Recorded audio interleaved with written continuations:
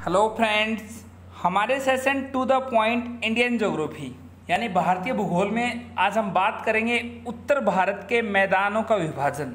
हम आपको बताएंगे कैसे उत्तर भारत के मैदानों का विभाजन कर रखा है उत्तर से दक्षिण, जिसमें भाबर, तराई, जल्लोड़ और फिर जल्लोड़ को भी नए पुराने में दो भागों में विभाजित कर रखा है, पुराने में बांगर और नए में खादर। हम आपको बताएंगे विस्तार से, साथ ही बताएंगे एग्जामिनर आपसे एग्जाम में कैसे क्वेश्चन पूछ सकता है। इससे पहले हमने आपको बताया था, जो हमारी 5th क्लास थी उसमें, कि उत्तर भारत के विशाली मैदानों के बारे में बताया था, कैसे ब्रह्मपुत्र, गंगा और सिंधु की सहायक नदियों के लाए गए अवसादों के जमाव से निर्माण हुआ है उत्तर भारत के विशाल मैदानों का, जो मैदान उपजाऊ भी हैं। अब हम बताते हैं आपको उत्तर भारत के विशाल मैदानों को विभाजन कैसे कर रखा है। उत्तर भारत के मैदानों को उत्तर से दक्षिण यानी नॉर्थ से साउथ क्रमशः भाबर और तराई और जल्लोड़ मैदानों में बांटा जाता है। यानी उत्तर से दक्षिण में, मतलब पहले उत्तर से शुरू करते हैं भाबर क्षेत्र, फिर तराई क्षेत्र और फिर जल्लोड़ क्षेत्र। यानी भाबर मैदान, तराई मैदान, जल्लोड़ मैदानों में बांटा जाता है। लेकिन जल्लोड़ को अवसादों की आयु के अनुसार आधार पर जल्लोड़ मैदानों को पुनः बांटा जाता है बागर और खादर के नाम से। यानी भाबर हो गया, तराई हो गया, जल्लोड़ हो गया। जल्लोड़ को फिर नए पुराने के हिसाब से बांटा जाता है। पुराने जल्लोड़ को बांगर कहते हैं, नए जल्लोड़ को खादर कहते हैं। खादर ज़्यादा उपजाऊ है बांगर से। हम बताएंगे आपको विस्तार से। हमने बताया आपको उत्तर भारत के मैदानों को 3 भागों में विभाजित कर रखा है, बाबर, तराई और जल्लोड़। फिर जल्लोड़ को 2 विभागों में विभाजित कर रखा है, बांगर और खादर। बांगर पुराने जल्लोड़ है और खादर नए जल्लोड़ है। बताते हैं हम आपको भाबर के बारे में। भाबर शिवालिक के दक्षिण में और उसके समांतर विस्तृत 8 से 10 किलोमीटर चौड़ी पट्टी को भाबर कहा जाता है। यानी किसे कहा जाता है? शिवालिक, जो आखिरी हिमालय का आखिरी क्षेत्र शिवालिक पड़ता है, के दक्षिण से और उसके समांतर 8 से 10 किलोमीटर चौड़ी पट्टी को भाबर कहा जाता है। जब नदियाँ पर्वतीय भाग से नीचे उतरती हैं, यानी जब नदियाँ पर्वतों से नीचे उतरती हैं, मैदानी क्षेत्र की तरफ आती हैं, तो अपने साथ कंकड़, पत्थर व भारी अवसादों का निक्षेपण पर्वत के किनारे पर कर देती है। यानी जब नदियाँ पर्वत से नीचे उतरती हैं तो अपने साथ वो कंकड़ लेके चलती हैं, पत्थर और भारी अवसाद यानी गाद लेके चलती हैं। तो वो उनका, जब वो पर्वत से नीचे उतरती है तो वहाँ पर्वत के नीचे उनको निक्षेपण यानी वहीं छोड़ देती हैं। और इन्हीं अवसादों से उत्तर भारत के एक मैदानी भाग का जन्म होता है, भाबर का, और यहीं भाबर का निर्माण हो जाता है। और पर्वतों को उतरने के बाद भाबर में नदियाँ विलुप्त हो जाती हैं, क्योंकि ये कंकड़ पत्थर इतने आ जाते हैं। जब यहाँ नदी उतरती है तो नदी उन कंकड़ पत्थरों के नीचे के चलती है, तो इसलिए कह देते हैं कि भाबर में नदियाँ विलुप्त हो जाती है। नदियाँ चलती हैं लेकिन वो कंकड़ पत्थर के नीचे के चलती हैं, तो ऊपर से दिखाई नहीं देती। इसलिए एग्जामिनर आपसे पूछ सकता है कि उत्तर भारत के विशाल मैदान में किस भाग में नदियाँ विलुप्त हो जाती हैं? आपका आंसर होगा भाबर, जो कि शिवालिक के दक्षिण और उसके समांतर 8-10 किलोमीटर की एक चौड़ी पट्टी है। आगे तराई क्षेत्र की बात करते हैं। भाबर के दक्षिण में और उसके समांतर विस्तृत 10 से 20 किलोमीटर चौड़ी पट्टी को तराई कहा जाता है। यानी तराई की पट्टी भाबर से चौड़ी है। इस पट्टी में नदियाँ पुनः भाबर से बाहर निकलकर सतह पर प्रभावित होने लगती हैं।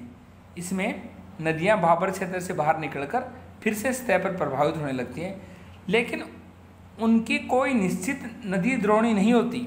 अब वो निश्चित दिशा में नहीं चलती, इसलिए ये क्षेत्र दलदल व कीचड़ में बदल जाता है।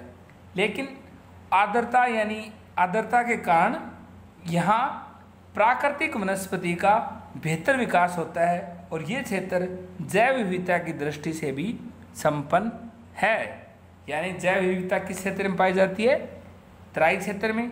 और तराई क्षेत्र में नदी द्रोणी का कोई फिक्स मतलब कि परमाणु कोई निश्चित नदी द्रोणी नहीं होती, इसलिए ये क्षेत्र दलदल व कीचड़ में बदल जाता है और यहाँ जैव विविधता की दृष्टि से संपन्न क्षेत्र होता है। एग्जामिनर आपसे एग्जाम पूछ ले कि जैव विविधता की दृष्टि से संपन्न क्षेत्र कौन सा है?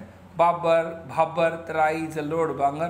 तो तो आपका आंसर होगा तराई क्षेत्र। अब बात करते हैं हम जलोढ़ मैदान की। जलोढ़ मैदानों का निर्माण तब होता है जब नदियाँ अपने साथ लाए गए महीन व सूक्ष्म अवसादों का समतल क्षेत्र में निक्षेपित करती हैं। यानी कि जो इनके साथ अब महीन और सूक्ष्म अवसाद जो बच जाते हैं उनका निक्षेपत यानी उन्हें वो छोड़ती हैं समतल क्षेत्र में। और इस मैदान में विसर्प, ओक्सबो, विसर्प झील पाई जाती है। थोड़े थोड़े समय के अंतराल के बाद बाढ़ आती रहती है और लंबे समय से नदियों द्वारा इन मैदानों में जलोढ़ अवसादों का निक्षेपण किया जा रहा है। यानी कि लंबे समय से जो ये मैदान है भाबर तराई के बाद जलोढ़ मैदान, इनमें लंबे समय से निक्षेपण किया जा रहा है। इसलिए जलोढ़ निक्षेप की आयु के आधार पर जलोढ़ मैदान को निम्नलिखित दो उपभागों में बांट दिया।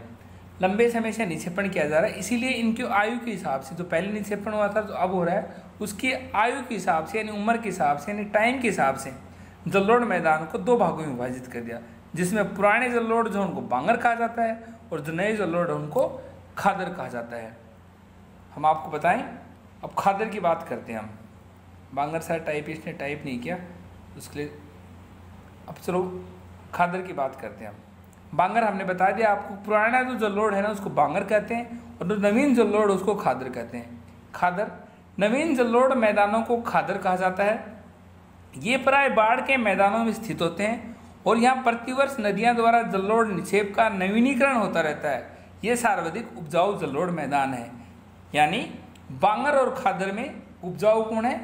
बांगर से ज़्यादा खादर है, क्योंकि यहाँ नए नए हर मतलब यहाँ प्रतिवर्ष निक्षेप और नवीनीकरण आता रहता है, इसलिए ये उपजाऊ हैं।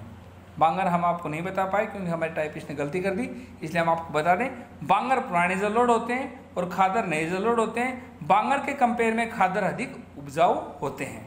हम आपको फिर से बता दें जिससे कि आपको समझने में आसानी होगी। उत्तर भारत के मैदान का विभाजन 3 भागों में किया गया है, भाबर, तराई और जलोढ़। और जलोढ़ को नए पुराने के आधार पर 2 भागों में विभाजित किया गया है, पुराना भांगर और नया खादर। अब भाबर एक ऐसा क्षेत्र है जिसमें नदियां विलुप्त हो जाती हैं क्योंकि इसमें कंकड़ पत्थर आते आते वो नदी उस कंकड़ पत्थर के नीचे चलने लग जाती है, तो वहाँ नदी विलुप्त हो जाती है। अब बात करते हैं तराई क्षेत्र की। तराई क्षेत्र दलदल क्षेत्र है। यहाँ अपनी जैव विविधता के यहाँ बायोडाइवर्सिटी ज़्यादा है और जैव विविधता भी ज़्यादा है। अब बात करते हैं जलोढ़ मैदानों की। जलोढ़ मैदान 2 भागों में विभाजित है, बांगर पुराने और खादर नए। और जलोढ़ मैदान जो है वो कृषि के लिए उपजाऊ हैं और इसमें भी बांगर और खादर में खादर अधिक उपजाऊ है। हमारे आज के सेशन में इतना ही। कैसा लगा हमारा सेशन लिखिए कमेंट बॉक्स में। हमारा कमेंट बॉक्स आपके लिए ओपन है। Thank you.